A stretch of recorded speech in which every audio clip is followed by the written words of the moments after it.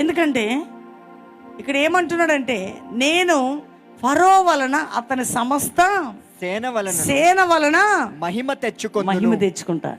నేను యెహోవానై ఉన్నానని ఎవరు తెలుసుకుంటారంటే, ఐగుప్తీయులు తెలుసుకుందురు.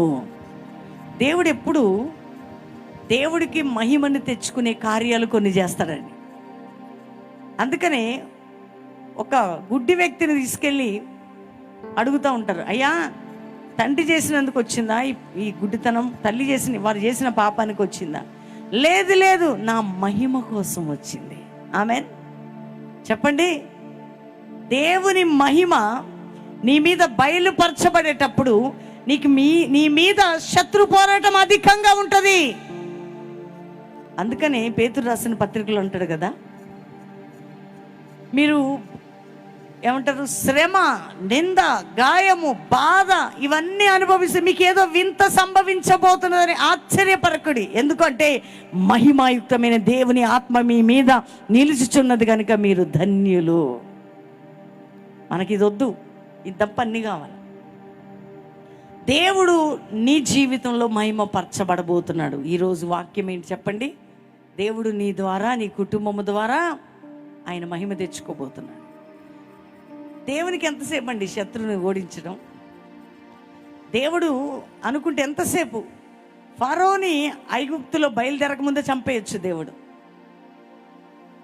అంత వెంటబడుతుంటే మనం అనుకుంటాం, ప్రభువా ఇంత భారం నా మీద పడుతుంటే, ఇన్ని పోరాటాలు నాకు వస్తుంటే, ఇన్ని కష్టాలు నాకు వస్తుంటే, ఎందుకయ్యా నువ్వు మౌనంగా ఉంటున్నావు?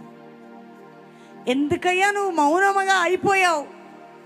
నన్ను ఇన్ని వెంటాడుతుంటే నువ్వెందుకు నాకు జవాబు ఇవ్వటం లేదు అని మనం అనుకుంటామండి.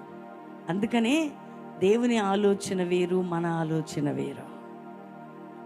దేవుని ఆలోచన గొప్పగా ఉంటుంది నీ పట్ల, నా పట్ల. ఆయన ఏంటంటే యెషయా గ్రంథం 43:18-19 వచనాలు చూడండి ఒకసారి.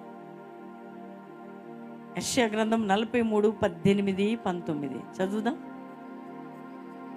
మునుపటి వాటిని జ్ఞాపకము చేసుకొనకుడి, పూర్వకాలపు సంగతులను తలంచుకొనకుడి. ఇదిగో నేనొక నూతన క్రియ చేయుచున్నాను. ఏంటది? ఇప్పుడే. ఒక్క నిమిషం, ఏంటది నూతన క్రియ? దేవుడు ఏమన్నా టక్మని చేసేస్తాడా? నేను ఒక కార్యం చేస్తున్నా నీ లైఫ్లో, ఒక అద్భుతం నేను చేయబోతున్నా. అది నువ్వు ఆలోచించినట్లు కాదు, నేను ఆలోచించినట్లు కాదు, నా చిత్త ప్రకారం నేను చేయబోతున్న దేవుడను. మనకేముంటుందంటే, ఈ టైంలో ఇది జరిగితే బాగుంటుంది, ఈ టైంలో ఇది జరిగితే బాగుంటుంది, ఈ టైంలో ఇది అందితే బాగుంటుంది, ఈ టైంలో ఇది వస్తే బాగుంటుంది.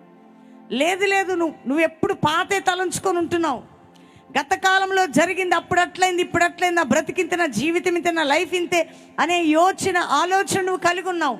అయితే నేను ఒక నూతన క్రియ చేయబోతున్నా. ఏంటది? ఏంట నూతన క్రియ? ఇప్పుడే అది మొలచును. ఇప్పుడే. ఎప్పుడు చెప్పండి? ఇప్పుడే అని చెప్పండి ఒకసారి, గట్టిగా చెప్పండి ఒకసారి. ఎప్పుడట? అందరూ చెప్పాలా? ఇప్పుడు అని చెప్పండి ఒకసారి.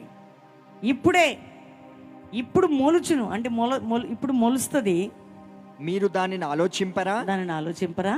నేను అరణ్యములో త్రోవ కలుగజేయుచున్నాను, ఎడారిలో నదులు పారజేయుచున్నాను. నేను ఎవరిని అనుకుంటున్నారు? అసలు దేవుడు ఎవరు ప్రజలకు అర్థం కావట్లేదు. దేవుడు ఏ కార్యాలు చేస్తాడో జనాలకు అర్థం కాని స్థితిలో ఉన్నారు. ఏదో ఆ కాసేపు చాలు ఇన్స్టెంట్ ఫుడ్ తిన్నటువంటి ఆ సంతృప్తి పొందుతున్నారు. ఇన్స్టెంట్ బయటికి వెళ్ళి ఆ కాసేపు బిర్యానీ తిని ఎంజాయ్ చేస్తారు. అది కాదు.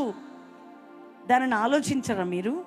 నేను ఒక నూతన కార్యం చేస్తున్నా, అది ఇప్పుడే మొలుచుని. మీరు ఆలోచించరా? ఏంట నూతన కార్యం అంటే, అరణ్యములో త్రోవ కలుగజేయుచున్నాను, ఎడారిలో నదులు పారజేయుచున్నాను అని నెక్స్ట్ వచనంలో ఏమంటున్నాడండి? నేను ఏర్పరచుకొనిన ప్రజలు త్రాగుటకు. వినండి, నువ్వు దేవుని చేత ఏర్పరచబడిన బిడ్డవై ఉన్నావు, దేవుని కుమార్తె, కుమారుడా. సాతాను నిన్ను కృంగదీయటానికి కాదు నిన్ను ఎన్నుకున్నది. అపవాది చేతుల్లోకి వెళ్ళటానికి కాదు దేవుడు నిన్ను ఏర్పాటు చేసుకున్నది. నా మాట ఇది, అది ఈ వచనం అన్నమాట.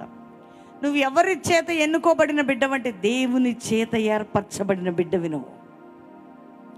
దేవుడు నీ జీవితాన్ని ఎన్నుకున్నాడు. అందరు నాకు కనబడాలి, వ్యక్తిగతంగా నేను చూడాలి మీ అందరినీ. సీరియస్గా దేవుని వాక్యం వినాలి. నేను ఏర్పరచుకున్న ప్రజలు త్రాగుటకు అరణ్యములో నీళ్లు పుట్టించుచున్నాను. నేను ఏర్పాటు చేసుకున్న నా పిల్లల కోసం, నా ప్రజల కోసం, నా బిడ్డల కోసం నేను ఏర్పాటు చేసుకున్న వారి కోసం. అరణ్యం అంటే అది ఇశ్రాయేలులకి అరణ్యంలో నీళ్ళు ఇచ్చాడు, ఫుడ్ ఇచ్చాడు, అన్ని ఇచ్చాడు.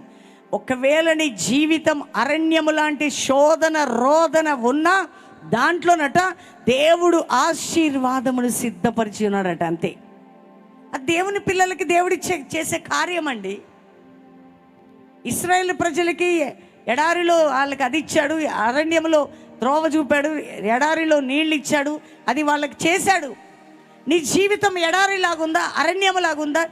ఏది డోర్స్, కొంతమందికి అంటారు ఏం చేసినా డోర్స్ ఓపెన్ అవ్వట్లేదు, నాకు ఎన్ని చేసినా వెనక్కి వెళ్ళిపోతుంది నా ప్రాజెక్ట్ అంతా, ఎన్ని చేసినా నా లైఫ్ ముందుకు వెళ్ళట్లేదు, అంత కన్ఫ్యూజన్లో నెత్తి తలబట్టుకొని ఉన్నామని చాలామంది బాధపడుతూ ఉంటారు. కానీ దేవుని బిడ్డలారా, నువ్వు దేవుని చేత ఏర్పరచబడిన బిడ్డవే. చెప్పండి అందరూ ఒకసారి ఆమెనని. అందరి చేతిలో చెప్పండి ఒకసారి ఆమెనని. నేను దేవుని చేత ఏర్పాటు చేయబడిన బిడ్డని. దేవుడు నన్ను ఎన్నుకున్నాడు, నా కొరకు దేవుడు ఏదో సిద్ధపరిచి ఉన్నాడు. దేవుని బిడ్డలారా, అది రిసీవ్ చేసుకోవాలి మనం. ఎప్పుడు చూసినా మొహం ఇట్లా పెట్టుకో, అయిద్దా కాదు, నా బ్రతుకు వేస్ట్ అని నువ్వు అనుకుంటున్నావేమో. నీ జీవితానికి అర్థం లేని వ్యర్థమైన జీవితం జీవిస్తున్నావేమో. ఒకవేళ అనిపిస్తుంది నీకు ఈ శత్రువు నా వెంటబడుతుంటే దేవుడు ఎక్కడున్నాడు అనుకుంటున్నావేమో. కానీ ఆ శత్రువు ద్వారానే ఆయనకి మహిమ తెచ్చుకోబోతున్నాడు నీ జీవితంలో. ఎప్పుడు కూడా గుర్తుపెట్టుకోండి, దేవుడు అదే చేస్తాడు. ఆయన